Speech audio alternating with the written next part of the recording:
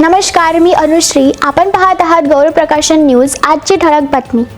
दिल्लीतील जंतर मंतर येथे नीट परीक्षेतील कथित पेपरफुटी प्रकरणी आंदोलन करणाऱ्या विद्यार्थ्यांवर झालेल्या लाठी हल्ल्याच्या निषेधार्थ यवतमाळ जिल्ह्यातील दारव्हा येथे काँग्रेस कमिटी, शिवसेना, उद्धव बाळासाहेब ठाकरे पक्ष, विविध सामाजिक संघटना आणि विद्यार्थ्यांच्या वतीने भव्य जनआक्रोश मोर्चा काढण्यात आला.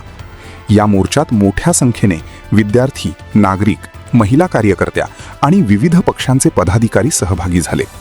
घोषणाबाजी करत विद्यार्थ्यांवरील कारवाईचा तीव्र निषेध करण्यात आला. आंदोलनकर्त्यांचे म्हणणे आहे की देशभरातील विद्यार्थी नीट परीक्षेतील कथित पेपरफुटी प्रकरणी न्याय मिळावा, दोषींवर कठोर कारवाई व्हावी आणि शिक्षण व्यवस्थेतील त्रुटींवर कायमस्वरूपी उपाययोजना करण्यात याव्यात. या मागण्यांसाठी दिल्लीतील जंतर मंतर येथे शांततापूर्ण आंदोलन करत आहेत. या पार्श्वभूमीवर आंदोलनात सहभागी झालेल्या विद्यार्थ्यांवर दिल्ली पोलिसांनी केलेल्या लाठी हल्ल्याचा दारव्हा येथे निषेध व्यक्त करण्यात आला. तसेच केंद्रीय शिक्षण मंत्री धर्मेंद्र प्रधान यांनी नैतिक जबाबदारी स्वीकारून राजीनामा द्यावा अशी मागणीही आंदोलकांनी केली. मोर्चात उपस्थित मान्यवरांनी विद्यार्थ्यांवर झालेल्या कारवाईचा तीव्र शब्दांत निषेध व्यक्त केला. यावेळी राहुल ठाकरे, माजी जिल्हा परिषद अध्यक्ष, अजय गाडगे, उपजिल्हाप्रमुख, शिवसेना, उद्धव बाळासाहेब ठाकरे, गजाननराव बिबेकर, अध्यक्ष, Darwha Congress committee, advocate Morajrao Kawade, doctor Manoj Rathod आणि रवी तरटी, माजी नगरसेवक, तसेच अतुल राऊत यांनी आपले विचार मांडत विद्यार्थ्यांच्या आंदोलनाला पाठिंबा दर्शविला.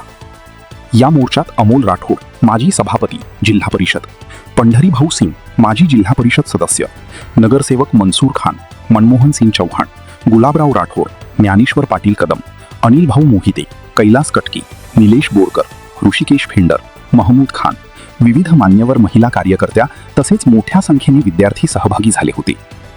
यावेळी बोलताना राहुल भाऊ ठाकरे म्हणाले की विद्यार्थी आपल्या आयुष्यातील मौल्यवान वर्षे शिक्षणासाठी खर्च करतात.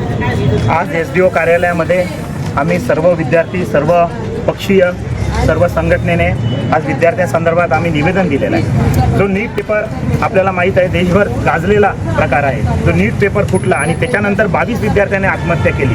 एक नैतिक जबाबदारी म्हणून विद्यार्थ्यांची मागणी होती की धर्मेंद्र प्रधान जे केंद्रीय शिक्षण मंत्री आहेत त्यांनी कुठेतरी राजीनामा द्यावा. पण सातत्यानं जेव्हा देशभर ही मागणी होत आहे पण सरकार कुठेतरी झोपेचं सोंग घेऊन आहे, गेंड्याच्या कातडीचं सरकार आहे, म्हणून हे कुठेतरी जागृत न झाल्यामुळे जंतर मंतर इथं मोठं आंदोलन दिल्लीमध्ये उभारण्यात आलं. आणि त्यानंतर जवळपास आपण 10 ते 12 दिवस तिथं पाहत आहे कशा प्रकारे अमानुषपणे त्या विद्यार्थ्यांवर लाठीचार्ज होत आहे, जसं की ते आतंकवादी आहे. आपले विद्यार्थी त्यांना मानायला तयार नाही सरकार. तर कुठेतरी ह्या गोष्टीचा निषेध म्हणून आणि ज्या 22 विद्यार्थ्यांची आत्महत्या त्यांनी केली आहे त्यामुळे आणि सातत्यानं जवळपास 150 ते 160 पेपर लीक जवळपास या 10 ते 12 वर्षात झालेलं आहे. याची जबाबदारी म्हणून शिक्षण मंत्र्यांनी आणि गृहमंत्र्यांनी तात्काळ राजीनामा देण्याकरता आज आम्ही निवेदन इथं सादर केलं. त्यांच्या पालकांनी कष्टाची कमाई खर्च करून मुलांना शिकवणी लावली, स्पर्धा परीक्षांसाठी तयार केले. मात्र पेपर फुटीसारख्या घटनांमुळे सामान्य कुटुंबांची स्वप्ने एका क्षणात उद्ध्वस्त होतात. या प्रकारामुळे विद्यार्थी आणि पालकांवर मानसिक आघात होतो.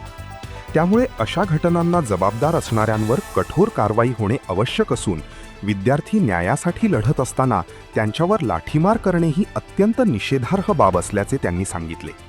तसेच त्यांचा पक्ष विद्यार्थ्यांच्या पाठीशी ठामपणे उभा राहील अशी ग्वाहीही त्यांनी दिली. दारव्हा बसस्थानकापासून सुरू झालेला जनआक्रोश मोर्चा शहरातील प्रमुख मार्गाने उपविभागीय अधिकारी कार्यालयावर धडकला.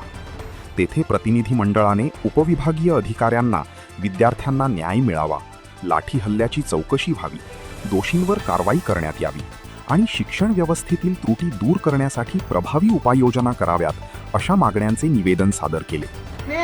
नीटचा पेपर फुटला म्हणून सोनमजी वांगचुक हे दिल्ली येथील जंतर मंतर या ठिकाणी या मैदानावर उपोषणाला बसले होते. आज 20-25 दिवस झाले, परंतु त्यांना जबरदस्तीनं हुकुमशाहीनं या सरकारने हॉस्पिटल मध्ये नेऊन ॲडमिट केलं. त्याच्यानंतर अभिजितचे दिपके, कोकरूज पार्टीचे जे विद्यार्थी आहेत, विद्यार्थी संघटनेचे आहेत, त्यांनी हे आंदोलन पुढे नेलं, परंतु त्यांच्यावर सुद्धा लाठीचार्ज झाला. या देशामधल्या प्रत्येक नागरिकाला, प्रत्येक माणसाला, प्रत्येक घटकाला याची झीड आली आणि गावात असो, वाड्यात असो, तालुक्यात असो, जिल्ह्यात असो, राज्यात असो, या देशातल्या प्रत्येक राज्यामध्ये त्या सरकारच्या विरोधात एक वातावरण निर्माण झालं आणि प्रत्येक माणसात एक चीड निर्माण झाली की तुम्ही एकतर नीटचा पेपर फुटला, त्याच्यातली तुम्ही दोषीवर कारवाई केली नाही. दुसरी गोष्ट अशी, जो संबंधित भारत माता की वंदे वंदे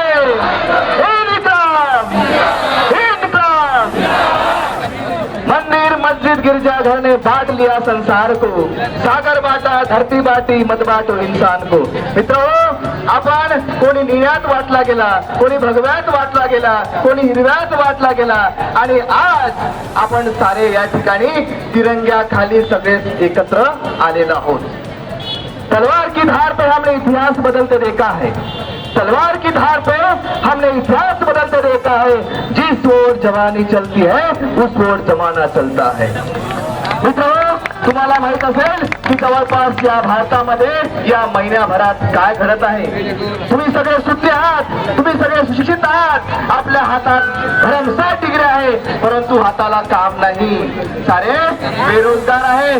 काम मागासाठी दारोदार आपण फिरत आहात. मोर्चा दरम्यान वक्त्यांनी स्पष्ट केले की जंतर मंतरवरील आंदोलन करणारे विद्यार्थी कोणत्याही एका राजकीय पक्षाचे किंवा जाती धर्माचे प्रतिनिधित्व करत नसून ते न्यायासाठी लढणारे विद्यार्थी आहेत.